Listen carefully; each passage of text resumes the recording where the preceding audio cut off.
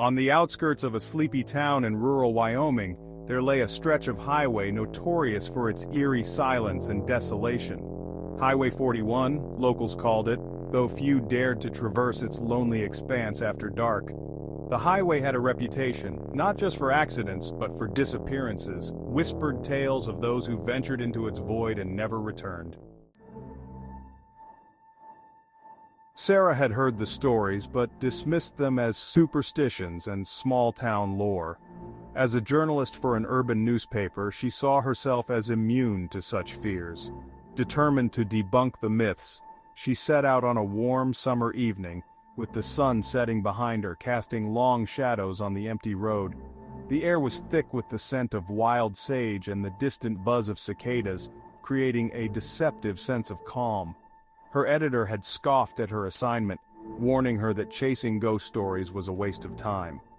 But Sarah was determined to prove herself, to uncover the truth behind the local legends.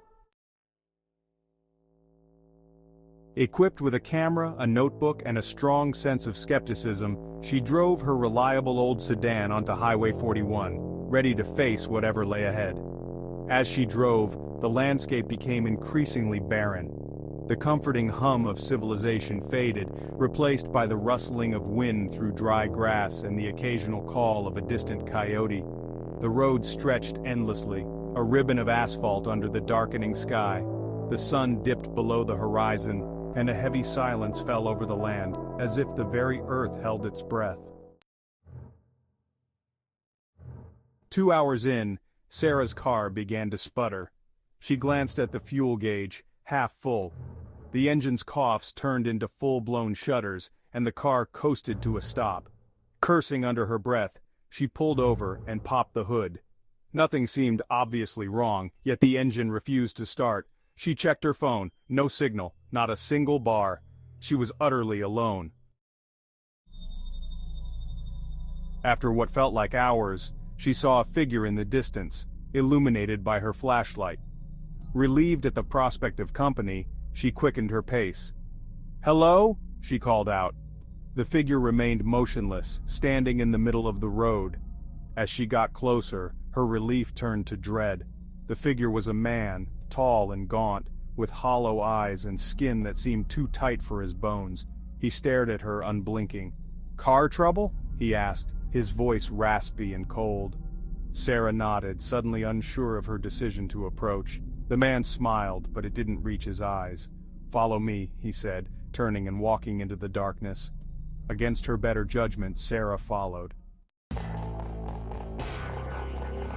Just as Sarah was about to question him, they reached a dilapidated gas station, its neon sign flickering weakly. The building seemed ancient, its windows shattered, and the air around it felt heavy, as if filled with unspoken secrets. "Here we are," the man said. Before Sarah could respond, he vanished into the shadows. She spun around searching for him, but there was no trace. She was utterly alone once more. She hesitated, then pushed open the creaking door of the gas station. Inside, the air was thick with dust and decay. An old man sat behind the counter, staring blankly at a static-filled television. The flickering light cast eerie shadows on the walls, creating the illusion of movement where there was none. She opened the door to find a narrow staircase leading down into the dark. A foul smell wafted up, like rotting meat mixed with damp earth. Every instinct screamed at her to turn back, but something compelled her forward. She descended the stairs, her flashlight flickering, the air grew colder, the darkness more oppressive. At the bottom she found a small room, its walls covered in strange symbols that seemed to writhe and pulse in the dim light. The symbols were unlike anything she had ever seen, ancient and malevolent. In the center of the room stood a tall, narrow mirror. Sarah approached, her reflection staring back at her, but as she got closer, her reflection began to change. The face in the mirror twisted into a grotesque grin, eyes black as coal. Sarah stumbled back, but the mirror seemed to draw her in. She felt an icy grip on her wrist, pulling her towards the glass. "No!" she screamed, but it was too late. The world around her blurred and shifted. She found herself standing on the highway again, but something was different. The road was no longer empty. Figures emerged from the darkness, their eyes hollow, their expressions vacant. They moved towards her, their movements slow and deliberate. Sarah realized with horror that she was no longer among the living. She was trapped on Highway 41, just another lost soul on the endless empty road. Desperation clawed at her mind. She turned and ran, but the figures seemed to be everywhere, closing in from all directions. Their whispers filled the air, a cacophony of despair and sorrow. She stumbled and fell, the rough asphalt scraping her palms. Looking up, she saw the gaunt man standing before her, his hollow eyes fixed on her. "Welcome," he said, his voice a haunting echo, "to the highway of the lost." Sarah tried to scream, but no sound came out. The figures surrounded her, their cold hands reaching out, and she was engulfed in darkness.